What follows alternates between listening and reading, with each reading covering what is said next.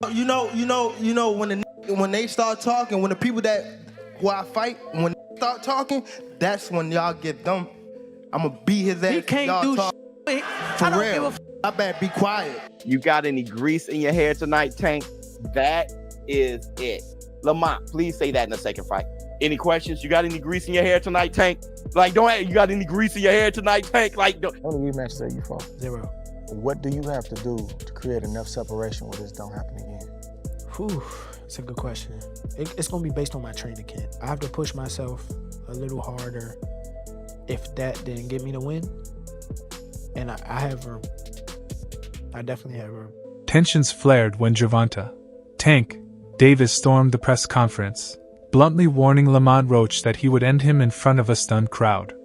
The atmosphere grew heavy with emotion and unresolved tension as the fighters locked eyes ahead of their rematch. Amid flashing cameras and silent anticipation, Davis made it clear he wasn't there to talk, he came to make a statement. The fiery exchange that followed reignited the boxing world, setting the stage for a grudge match fueled by pride, rivalry, and unfinished business. Guys, Red Corner Boxing here. So the Ring Magazine has today confirmed that Gervonta "Tank" Davis versus Lamont Roach Jr. 2 will take place on August 16th in Las Vegas, Nevada. It's a great fight. We need to see it again. Who wins it and how, lads? Let us know here on Red Corner Boxing. Promoter Gary Jonas shed some light on the negotiations for the rematch. While he didn't give too many details, Jonas did say that the second bout between Davis and Roach Jr.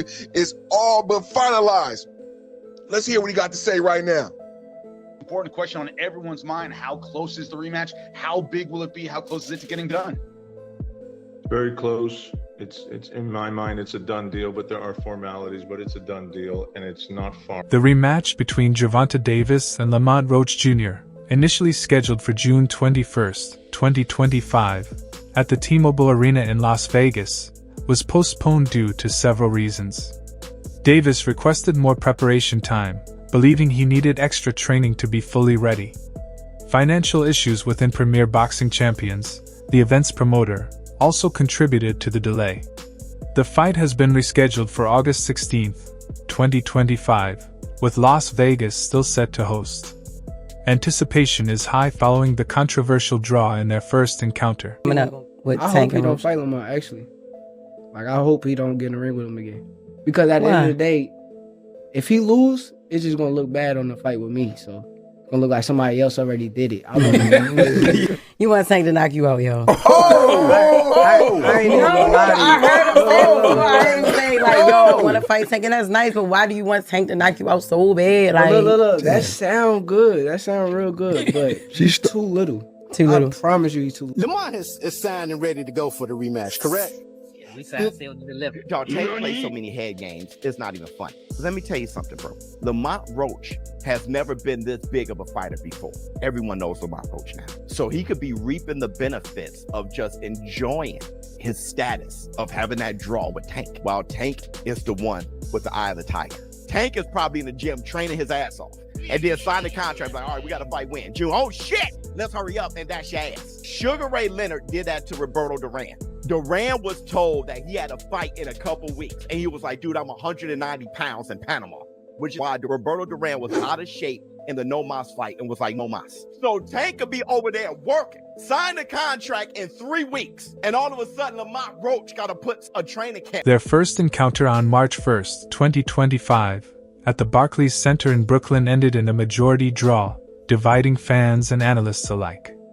One judge scored it 115-113 for Davis, while the other two had it 114-114. Controversy erupted in the 9th round when Davis took a knee after a jab from Roach, but the referee didn't rule it a knockdown, sparking heated debate throughout the boxing world. Tank Davis is fighting a -1600 as your main event odds is crazy to me, dude. That's crazy. That underdog lived up to the hype. He ended up, overperforming. Lamont Roach, credit to him, all this other stuff. And it took some politics to keep Davis as champion. You ever see guys getting the referee their own fight? Dude, anybody else takes that knee, you're getting counted, bro. The referee, actually, his instinct, if you watch that, the referee's instinct was to count. If you notice, Steve Willis started counting, and then he looked at the timekeeper outside the ring, wasn't counting, and he stopped counting. So you get to call your own timeout. You know, earlier in the fight, if you saw that shoulder barge that Tank did to Roach in the clinch, he didn't get a warning, but Roach's reaction got the warning. This is the politics we're dealing with. You keep doing this, you're looking at short-term money and long-term destruction of a sport. Davis blamed his performance on multiple distractions, including irritation from hair products that affected his vision and the absence of ring girls, which he claimed disrupted his focus. Still, he took accountability, admitting, "I could have definitely done more. That's my fault." He take a knee. You need to lose like 10-8 that round at least, no? And plus the corner go up and put it a towel in the face. That's a disqualification for sure. I'm talking about the rules, but you know, it's not my business. Critics claim Davis deliberately took a knee in the 9th round against Roach to break his opponent's rhythm and regain control. By going down voluntarily, he may have been buying time to recover rather than risk being overwhelmed by Roach's pressure. Many fans and analysts view it as a veteran tactic to stop Roach's momentum. Head and keep it real with y'all. I think that knee that Tank took was because Lamont Roach was in a rhythm and Gervonta Davis tried to throw this man off a rhythm. Do I believe the Murray's sport waves, the soul glow was in his eye? Absolutely not. I believe that man Tank got nerve-eye and said, hold on, this man Lamont Roach is cooking. I need to take me a quick timeout and a quick break. It's nasty, it's horrible, it's disgusting. It's bad enough how hard and difficult it is to beat this man. Most fighters is weight trained. Most fighters has clauses on them. So when somebody who's coming up is able to compete with Gervonta Tank Davis, you handicap the man with trash rulings. Davis explained that the incident was caused by a hair treatment he had undergone 2 days before the fight. The grease from the treatment, combined with sweat, led to a burning sensation in his eyes during the bout. Responding to the crowd's boos in the post-fight interview, Davis voiced his frustration, insisting his actions were a genuine reaction to the irritation, not a ploy to manipulate the fight. Feeling was like in the ring, and was it to get the towel out, to get the burn out of your eyes, or what was going on? And I didn't want to get caught. I didn't want to get caught while my eyes was burning, and you know, like you can get knocked out like that. So I'd rather take the knee than, you know. But I didn't really know that you can like get disqualified for all that, or like when you start counting, I'm like, what the hell? But I don't know. It's cool. The explanation has drawn mixed reactions from fans and analysts, with many questioning whether the moment should have been ruled a knockdown. Regardless of the cause, controversy surrounding the Gervonta Davis vs. Lamont Roach fight has deepened, as the New York State Athletic Commission, NYSAC, has officially launched a review of the bout's outcome. According to Boxing Kingdom, technical issues initially delayed a timely assessment of the crucial 9th round incident when Davis took a knee. Many believe it should have been scored a knockdown for Roach, potentially altering the fight's result. Even without the knee, that should have been a knockdown. I thought I should have won a competitive fight. I think I did what I needed to do necessary to bank the rounds. I'm just a little frustrated with the scorecards. I thought I should have won. After the controversial draw, Roach's team filed an appeal with the Athletic Commission to overturn the result. The appeal centered on the pivotal 9th round moment when Davis took a knee following a jab from Roach. Referee Steve Willis began a count but stopped at 3. Allowing Davis to return to his corner, where his trainer wiped his eyes, a move that violated boxing rules. Davis later explained that grease from a hair treatment had affected his vision, leading him to take the knee. Why are you taking? You know that. You should know that. So that's the thing where I'm like confused, because that's supposed to be a knockdown. That's a 10-8 round. If that's a 10-8 round, I win the fight. So, you know what I'm saying? Like that draw turned into a 114 my way. Going in, okay, it's round 10, right? You see that you down on the... George Kambosos Jr. didn't hold back in criticizing Gervonta Davis after the controversial draw with Lamont Roach Jr. He praised Roach's skill and resilience, especially his ability to push Davis, a challenge few have presented. Reflecting on the fight, Kambosos questioned Davis's readiness for elite-level competition. The bout's controversy centered on the 9th round, when Davis took a knee that wasn't ruled a knockdown, a moment that sparked widespread debate, with many in the boxing world believing Roach deserved the win. Make of that fight on the weekend, what'd you make of the controversy in that one?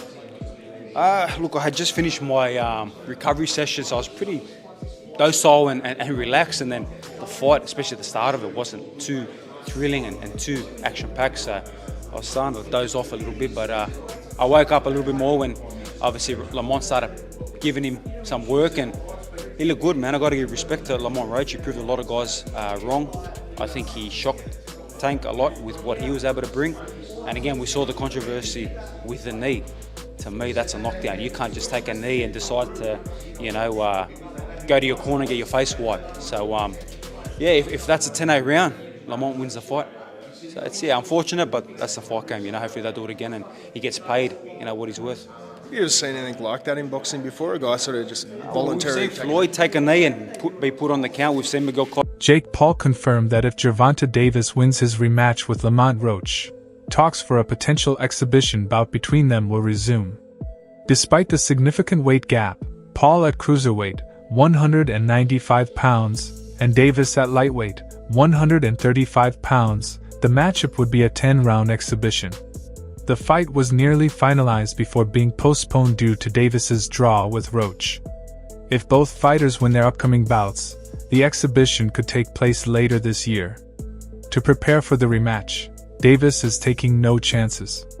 He's teamed up with Kenny Ellis, a respected trainer known for his discipline and precision.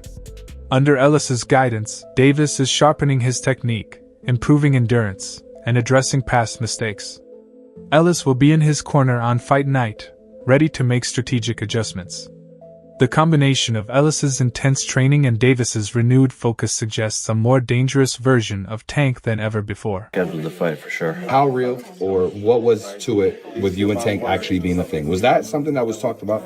Yeah, no, it was highly talked about and in negotiations and almost ready to make happen, but he has to do his rematch with Lamont and get that W, and then we'll be able to run it back. But me and Gervonta were scheduled to fight for sure. Reuniting with Coach Calvin Ford brings a distinct energy to Tank Davis's camp. Their bond goes beyond boxing, rooted in years of trust and shared history. Coach Calvin has played a key role in Tank's development, turning raw talent into elite skill.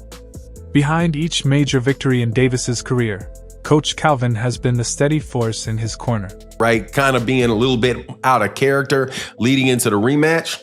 Do you think, and this is what Mill City asked, do you think that is something you guys are taking in consideration in preparation for the fight? And what Kenny Ellis said was, look, man, we're not falling for the banana in the tailpipe. We know what Lamont Roach brings to the table, and he says that Lamont Roach is, we're not believing that he's out there drinking or blowing up a bunch of weight and all of that. He says what most people say, hey, we're going to prepare for the best version of Lamont Roach that is going to, that'll come for us. But the way that he saw the fight coming out was he said he sees it like the fight before, a lot of really crisp shots landing. And the fight is going to be similar, but hey, the fight at the same time is going to be very different. Now, I just happen to have a very good friend named Phoenix the Assassin who breaks down fights for me. He's a trainer, got a world-class eye for fights. And what he speculated should be the difference between the first fight and the second fight for Gervonta is that Gervonta is going to need to spend a lot more time fighting on the outside and scoring points for a longer period of time on the outside, and then making sure that, and basically forcing Lamont Roach to try to initiate something with slower hands, score his points, and get out. And he said the reason that he believes that Lamont Roach would be able to do that. Veteran boxing commentator Jim Lampley expressed doubts about Roach's chances in a rematch even before their first fight. He highlighted Davis's mix of crafty boxing, southpaw stance, sharp footwork, and lethal instinct. Lampley emphasized Davis's explosive power, likening his knockouts to a young Mike Tyson. While he acknowledged Roach's skill, he suggested that dealing with Davis's full arsenal would be a tough challenge for any fighter. All right, Sean Zattel here with the legendary Jim Lampley, PPV.com, and called a controversial draw tonight. The crowd inside Barclays, they did not like it. What did you think of the verdict, Jim? Was it the right call? An upset draw is always a mixed bag for fans, for people in the sport, et cetera, et cetera. I thought it was, in essence, the right decision. The only question about whether the upset draw is justified is whether Steve Willis erred in not deducting a point in a late round when Tank Davis appeared to touch the canvas with his hand. And, you know, that is going to stay in the woodwork and haunt the fight in the breach a little bit. But at the end of the day, it's a setback in Tank's career and for his reputation. I think most observers expected him to knock Roach out, particularly because Roach was moving up from 130 to 135. Sometimes when a fighter moves up in weight, he gets stronger, and it looked as though maybe Roach did get stronger and had a greater ability to resist Tank's power than other opponents have had, because Tank did tag him with a lot of clean shots. Roberto Diaz, advisor to Lamont Roach Jr., acknowledged the serious threat Davis presents, calling him one of the top fighters in the world. While praising Davis's record and punching power, Diaz expressed strong confidence in Roach's abilities. He highlighted Roach's extensive amateur background and the progress he's made since their earlier encounters. Diaz believes Roach's familiarity with Davis, along with his development as a fighter, could be key factors in the rematch. True school sports. Let's go, baby. Bow! Be careful what you wish for because it can become a reality. Yeah. All right, Brandon Taylor here, True School Sports. I'm with Roberto Diaz. Roberto, good to see you as always. Likewise, thank you. Thanks for having me. Yes, for sure. You're part of Lamont Roach's camp. Well, what's your official role with Lamont Roach? I'm an advisor for him. Okay, so you guide him on how to make certain decisions? Correct. Okay. We've been together for many years since his pro debut back in the days at Golden Boy, and after we both parted ways, we hooked up. Okay, that's pretty cool. That's pretty interesting because, you know, now that you guys are not with Golden Boy, you're still together. So absolutely, you guys must have had a good relationship when you were at Golden Boy. Always had a good relationship with him and his father, and obviously I'm honored and just, you know, honored to be a part of him. And when I got the call to continue working with him, it was a no-brainer for me. Okay. A lot of the boxing media and the boxing fans are overlooking Lamont Roach, and they're angry that Tank isn't getting fights against Shakur Stevenson, Keyshawn Davis, these kind of guys. But what can you, from someone that's been with him from the beginning, what can you say about the talent level of Lamont Roach? I don't blame the fans, but it's a little bit of the unknown for them. It's a little bit of they don't know who he is. On Saturday night, they're going to know who he is. They're going to respect him, and they're going to become fans. One thing about Lamont is he fought all the styles. The kid has the talent. The kid has the want, but he's never had the opportunity to be on this type of stage. Now it is. Now it's on him. He's put in the work. The talent's there. The hunger's there. He knows what a win means. And here's where it's important. The fans are okay not to know, because until they are introduced, like they know who Shakur is, they know who these other guys is. They'll know on Saturday. But most importantly, Tank knows what he's facing because he brought in two of the best trainers in boxing. Not one, but two, because he knows what he has in front of him. Kenny Ellis, a coach in Davis's camp, defended the choice of Roach as an opponent, pointing to his credentials as a 7-time national champion with a strong pedigree. Ellis acknowledged that while some fans may question the matchup, underestimating Roach would be a serious mistake.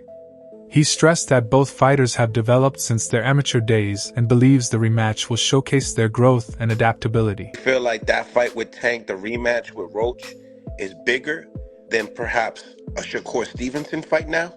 Yeah, for sure. Tell me why. Yeah, tell me. He got in the ring with Tank with no hesitation.